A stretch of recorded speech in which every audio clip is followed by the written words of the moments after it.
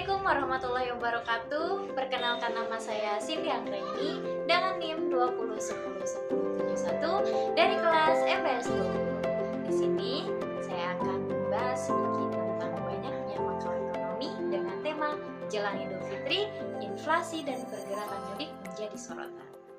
Oke, karena kita akan membahas tentang jelang Idul Fitri, inflasi dan pergerakan mudik menjadi sorotan. Nah, yang perlu kita ketahui nih, apa sih itu mudik? Nah, udah gak asing lagi bukan buat kita mudik itu apa?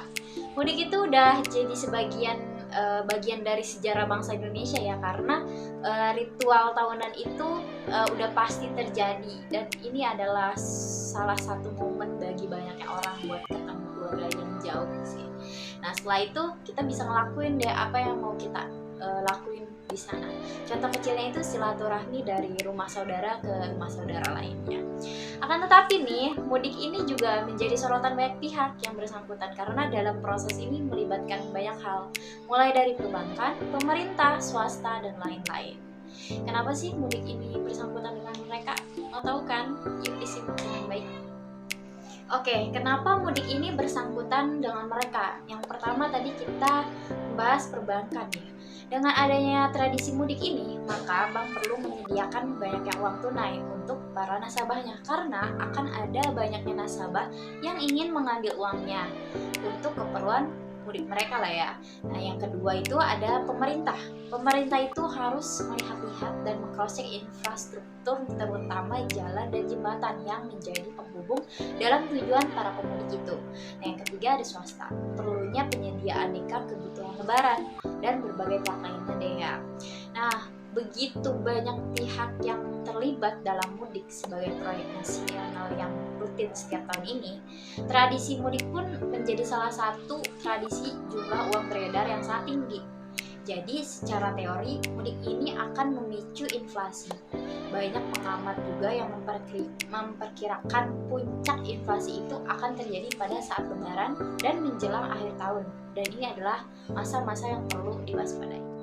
Menyinggung soal inflasi, jadi inflasi itu apa sih sebenarnya? Inflasi itu sebagai kenaikan harga barang maupun jasa secara umum dan juga terus-menerus dalam jangka waktu tertentu. Jadi peningkatan inflasi menjelang lebaran dan saat lebaran itu terjadi karena peningkatan permintaan kebutuhan pokok.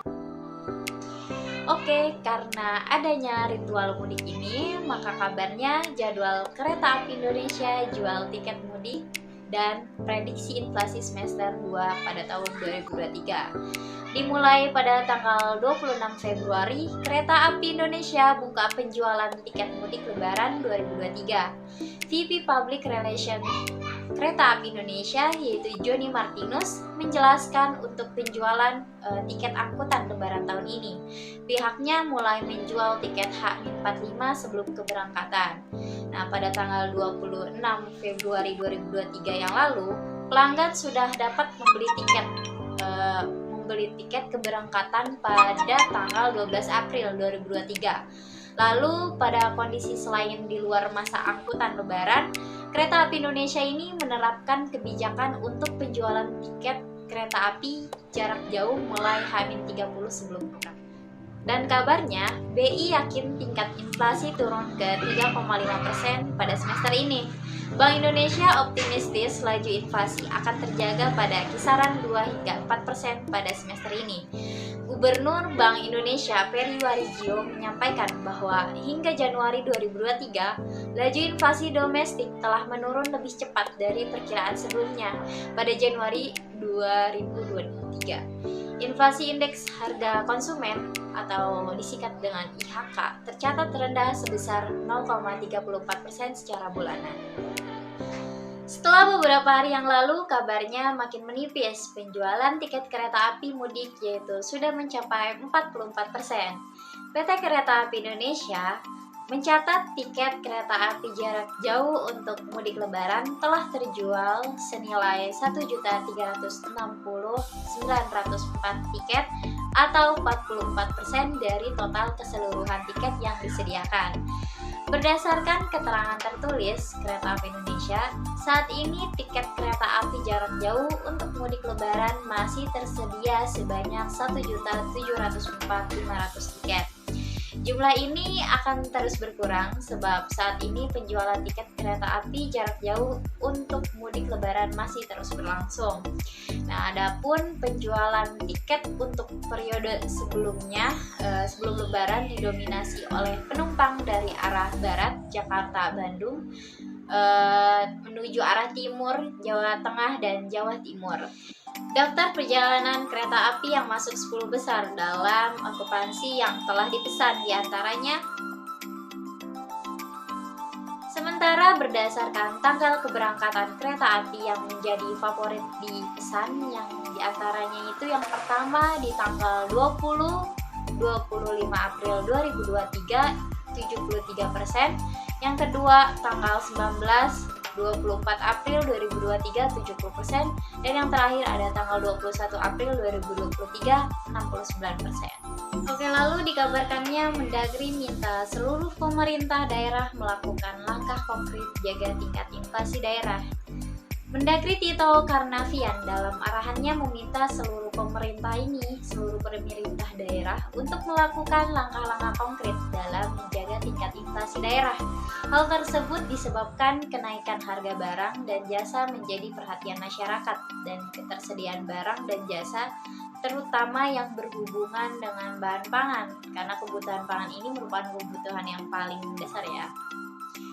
Berdasarkan Badan Pusat Statistik, perubahan konsumsi makanan atau minuman masyarakat, khususnya pada bulan Ramadan dan Idul Fitri, terjadi 3 minggu sebelum datangnya bulan Ramadan dan mencapai puncaknya pada H-20 sebelum Idul Fitri.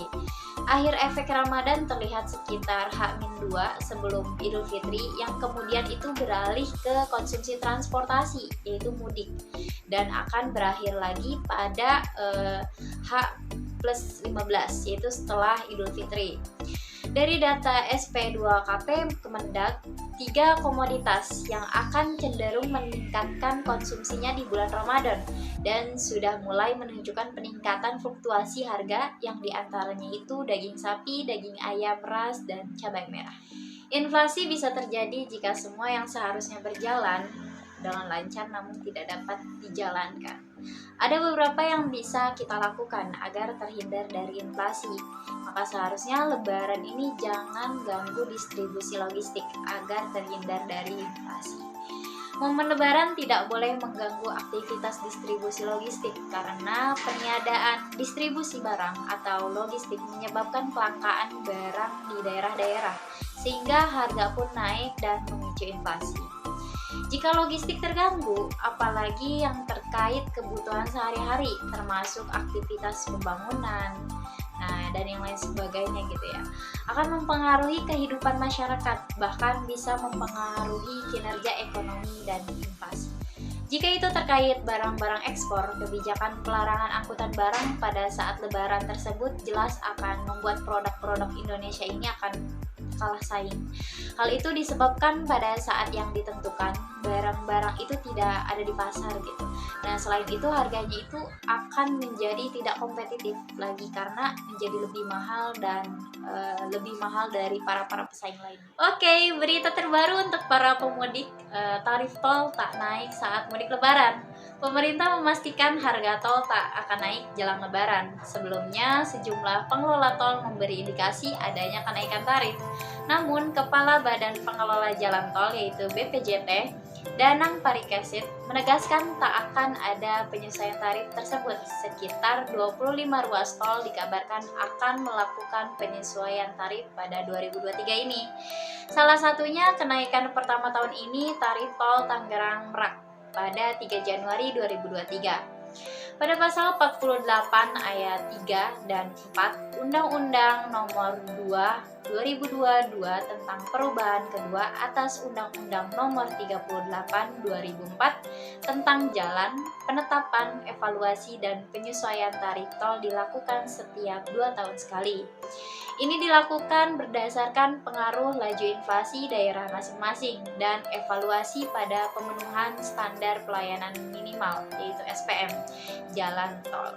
Meski pemerintah memberi indikasi tidak akan menaikkan tarif jelang lebaran, namun tidak dengan diskon, sebab potongan tarif itu bergantung dari kebijakan para pengelola tol. Oke, tak terasa waktu cukup berlalu. Bagaimana pembahasanku kali ini? Cukup bukan? Karena sepertinya waktu pada pembahasan kali ini cukup, maka aku Cindy Anggraini mohon pamit undur diri. Terima kasih. Wassalamualaikum warahmatullahi wabarakatuh.